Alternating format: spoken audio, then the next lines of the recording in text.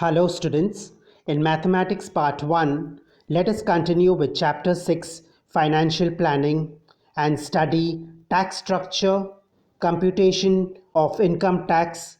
We will also solve practice set 6.2. What is a tax? A tax is a compulsory financial charge or some other type of levy, which means collection, imposed on a taxpayer, that is, an individual or company or organization referred to as legal entity, by a governmental organization in order to fund government spending and various public expenditures. Levying of taxes or taxation. The government makes many plans for the development of the country. It requires large amounts of money for implementing these schemes, that is, putting these schemes into practice. By charging different types of taxes, the funds are generated for implementation of these schemes. Utility of taxes. Provision of infrastructure or basic amenities, implementing various welfare schemes, implementing schemes of development and research in various fields, maintaining law and order, giving aid to people affected by natural disasters, defense of the country and its citizens, etc. What are the different types of taxes? There are two types of taxes: direct taxes and indirect taxes. Taxes which are paid directly by the taxpayer are called direct taxes. Examples: income tax, wealth tax, profession tax, customs duty, etc. Indirect taxes. Taxes which are not paid directly by the taxpayer are called indirect taxes. Examples: central sales tax, value added tax, service tax, excise duty, etc. The types of taxes listed above are in accordance with the existing tax structure. Income tax. If the income earned in India by an individual, institute or authorized industry exceeds the limit specified under the Income Tax Act, income tax is levied on it. In this chapter, we shall consider only those taxes which are to be paid by individuals. Income tax is levied by the central government in India. Income tax is levied under the following two acts. First, Income Tax Act of 1961, which came into force on 1st April 1962, and second, the act that is passed every year by Parliament, which makes financial provisions. Every year, sometime in February, the Finance Minister presents the budget for the next financial year. It has proposals for the income tax rates. Once Parliament passes the budget, the proposed rates become applicable in the following year. Income tax rates are fixed every year in the budget. Some income tax related terms. An assessee. Any person liable to pay income tax according to the income tax rules is termed an assessee. Financial year. The period of 1 year during which the taxable income has been earned is called a financial year. In our country, at present, the financial year is from 1st April to 31st March. Assessment year. The financial year immediately following a particular financial year is called the assessment year. The tax payable for the previous financial year is calculated during the current year, that is the assessment year. Financial year and assessment year will be clear from the table given below. The financial year 2016 to 17, that is from 1st April 2016 to 31st March 2017, the assessment year is 2017 to 2018. And the financial year from 2017 to 2018 is from 1st April 2017 to 31st March 2018, and the assessment year is 2018 to 19. Permanent account number, abbreviated as PAN, PAN. On applying for it, Every taxpayer gets a unique 10-digit alphanumeric number from the Income Tax Department PAN section. We are required to mention this number in many important documents and financial transactions. Use of the PAN. It is binding to write our PAN, that is permanent account number, on the challan used for paying our income tax to the income tax, that is IT department, or our income tax returns and other official correspondence. PAN card can also be used as a proof of identity. Let us learn about computation of income tax. An income tax is a tax levied on income. It is necessary to know about the different sources of income. There are 5 main heads of income: income from salary, income from house or property, income from business or profession, income from capital gain, and income from other sources. Important considerations for computing the income tax payable by a salaried employee. The total annual income, that is the gross total income, is taken into account for calculating the tax payable. According to the sections 80C, 80D, 80G, etc.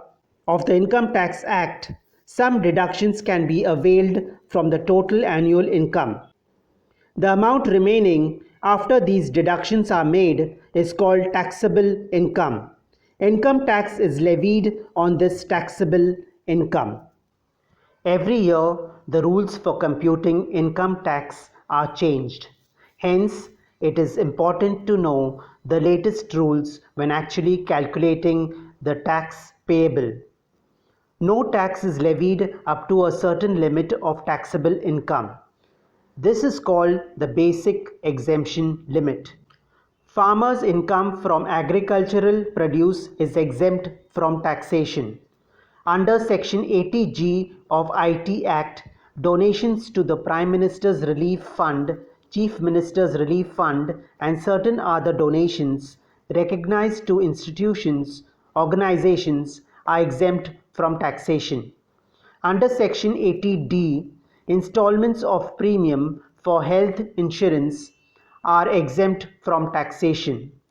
Generally, the maximum permissible deduction to various kinds of savings under Section 80C is Rs 1,50,000. The following web diagram shows the deductions from annual income which is exempted from income tax according to various rules. The Sukanya Samruddhi scheme for girls up to a limit of Rs 1.5 lakhs, that is 1.5 lakh. Investment in the Postal Department for 5 years. National Savings Certificate Scheme NSC. Life Insurance Policy LIP. Health Insurance. Tuition fees for 2 children. Public Provident Fund PPF.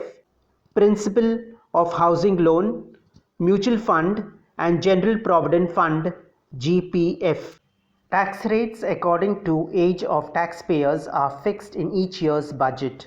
Samples of tables showing tax rates for different income slabs are given below. Table 1 for individuals up to the age of 60 years.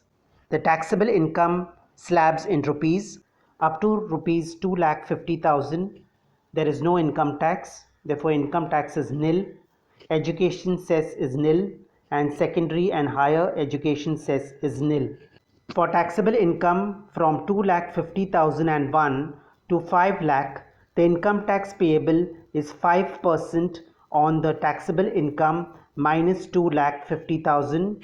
Education cess is 2% of income tax, and secondary and higher education cess is 1% of income tax. For income tax slab from 5 lakh and 1 to 10 lakhs, the income tax payable is Rs 12,500 first plus 20% of the taxable income minus 5 lakh. Education cess is 2% of income tax, and secondary and higher education cess is 1% of income tax. The taxable income more than 10 lakhs, the income tax payable is first rupees 1,12,500 and in addition 30% on the taxable income minus 10 lakhs. Education cess is 2% of income tax and secondary and higher education cess is 1% of income tax. Let us calculate how to compute the income tax. Use table 1 given and write the appropriate amount or figure in the boxes for the example given below. Example, Mr. Mehta, age 40 years, his annual income is rupees 4,50,000. From the table, his taxable income is between 2,50,000 and 1 to 5 lakh, and so the income tax payable is 5% on the taxable income minus 2,50,000. If he does not have any savings by which he can claim deductions from his income, to which slab does his taxable income belong? It is rupees 2,50,001 to rupees 5 lakh. What is the amount on which he will have to pay income tax and at what percent rate? It is 5% of the taxable income minus 2,50,000 rupees, and that is equal to 5% of 4,50,000 minus 2,50,000, that is equal to 5% of rupees 2 lakh. Therefore, on rupees 2 lakh, the percentage is 5%. On what amount will the cess be levied? The income tax is equal to 5% of 2 lakh, and that is equal to 5 upon 100 into 2 lakh, and that is equal to rupees 10,000. Therefore, education cess, which is 2%, and secondary and higher education cess, which is 1%, will be levied on the income tax, which is rupees 10,000. Let us observe table 2, which is for senior citizens aged 60 to 80 years. The taxable income slabs in rupees. Up to 3 lakhs, there is no income tax and no education cess, no secondary and higher education cess. From 3 lakh and 1 to 5 lakh, the income tax is 5% on the taxable income minus 3 lakhs. Education cess is 2% of income tax and secondary and higher education cess is 1% of income tax. From 5 lakh and 1 to 10 lakh, the income tax is rupees 10,000 first, in addition 20% on the taxable income minus 5 lakh. Education cess is 2% of income tax and secondary and higher education cess is 1% of income tax. And if the taxable income is more than 10 lakhs, then the income tax payable is rupees 1,10,000 first plus 30% on the taxable income minus 10 lakhs. Education cess is 2% of income tax and secondary and higher education cess is 1% of income tax. Let us solve this activity using table 2. Example, Mr. Pandit is 75 years of age. Last year's annual income was 13,25,000 rupees. How much is his taxable income? How much tax does he have to pay? His annual income, which is the taxable income, is 13,25,000 minus 10 lakhs, and that is equal to rupees 3,25,000. According to the table, since his taxable income is more than 10 lakhs, he must first pay rupees 1,10,000 as income tax. In addition, on rupees 3,25,000, he has to pay 30% income tax. Therefore, 3,25,000 into 30 upon 100 is equal to rupees 97,500. Therefore, his total income tax amounts to rupees 1,10,000 plus rupees 97,500, and that is equal to rupees 2,07,500. Besides this, education cess will be 2% of income tax, that is rupees 2,07,500 into 2 upon 100, that is equal to rupees 4,150. A secondary and higher education cess at 1% of income tax, that is rupees 2,07,500 into 1 upon 100, and that is equal to rupees 2,075. Therefore, the total income tax is equal to the income tax plus education cess plus secondary and higher education cess, that is equal to rupees 2,07,500 plus rupees 4,150 plus rupees 2,075, that is equal to rupees 2,13,725. Table 3 is for super senior citizens. Age is above 80 years. The taxable income slabs in rupees. Up to 5 lakhs, There is no income tax to be paid, so it is nil. Education cess is nil. Secondary and higher education cess is nil. Taxable income from 5 lakh and 1 to 10 lakhs. Income tax is 20% on the taxable income minus 5 lakhs. Education cess is 2% of income tax. Secondary and higher education cess is 1% of income tax. If the taxable income is more than 10 lakhs, income tax is rupees 1 lakh plus 30% on the taxable income minus 10 lakhs. Education cess is 2% of income tax. Secondary and higher education cess is 1% of income tax. For individuals having an annual income of 50 lakh to 1 crore rupees, a surcharge equal to 10% of the income tax is payable. And for individuals having an annual income greater than 1 crore rupees, a surcharge of 15% of the income tax is payable. Let us solve practice set 6.2. Question 1. Observe the table given below. Check and decide whether the individuals have to pay income tax. Subdivision 1. Miss Nikita's age is equal to 27 years, which is less than 60 years. Miss Nikita's income is equal to rupees 2,34,000. Therefore, her income is below the basic exemption limit of rupees 2,50,000. Therefore, Miss Nikita will not have to pay income tax. Subdivision 2. Mr. Kulkarni's age is 36 years, which is less than 60 years. Mr. Kulkarni's income is equal to rupees 3,27,000. His income is above the basic exemption limit of rupees 2,50,000. Therefore, Mr. Kulkarni will have to pay income tax. Subdivision 3. Miss Mehta's age is equal to 44 years, which is less than 60 years. Miss Mehta's income is equal to rupees 5,82,000. Therefore, her income is above the basic exemption limit of rupees 2,50,000. Therefore, Miss Mehta will have to pay income tax. Subdivision 4. Mr. Bajaj's age is equal to 64 years. That is, his age is between 60 to 80 years. Mr. Bajaj's income is equal to rupees 8,40,000. Therefore, his income is above the basic exemption limit of rupees 3 lakhs. Therefore, Mr. Bajaj will have to pay income tax. Subdivision 5. Mr. De Silva's age is equal to 81 years, which is greater than 80 years. Mr. De Silva's income is equal to rupees 4,50,000. Therefore, his income is below the basic exemption limit of rupees 5 lakh. Therefore, Mr. De Silva will not have to pay income tax. Therefore, from the given table, Miss Nikita does not have to pay income tax. Mr. Kulkarni, Miss Mehta and Mr. Bajaj will have to pay income tax, and Mr. De Silva will not have to pay income tax. Question 2. Mr. Kartar Singh, age 48 years, works in a private company. His monthly income after deduction of allowances is rupees 42,000, and every month he contributes rupees 3,000 to GPF, that is General Provident Fund. He has also bought rupees 15,000 worth of NSC, that is National Savings Certificate, and donated rupees 12,000 to the Prime Minister's Relief Fund. Compute his income tax. Solution. Mr. Kartar Singh's monthly income is equal to rupees 42,000.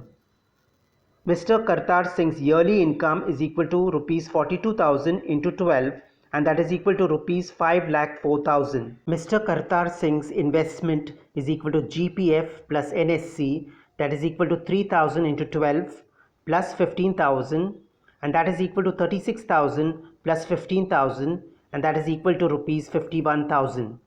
Donation to Prime Minister's Relief Fund is equal to rupees 12,000. Therefore, the taxable income is equal to the yearly income minus investment plus donation. That is equal to 5,04,000 minus 51,000 plus 12,000. That is equal to 5,04,000 minus 63,000, and that is equal to rupees 4,41,000. Mr. Kartar Singh's income falls in the slab 2,50,000 and 1 to 5 lakhs. Therefore, the income tax is equal to 5% of taxable income minus 2,50,000. That is equal to 5% of 4,41,000 minus 2,50,000. that is equal to 5 upon 100 into 1,91,000, and that is equal to rupees 9,550. Education cess is equal to 2% of income tax, that is equal to 2 upon 100 into 9,550, that is equal to rupees 191.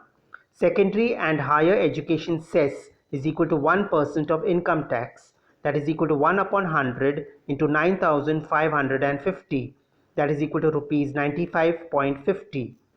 The total income tax is equal to income tax plus education cess plus secondary and higher education cess, that is equal to 9,550 plus 191 plus 95.50, and that is equal to rupees 9836.50. Therefore, Mr. Kartar Singh's income tax is rupees 9,836.50 paise.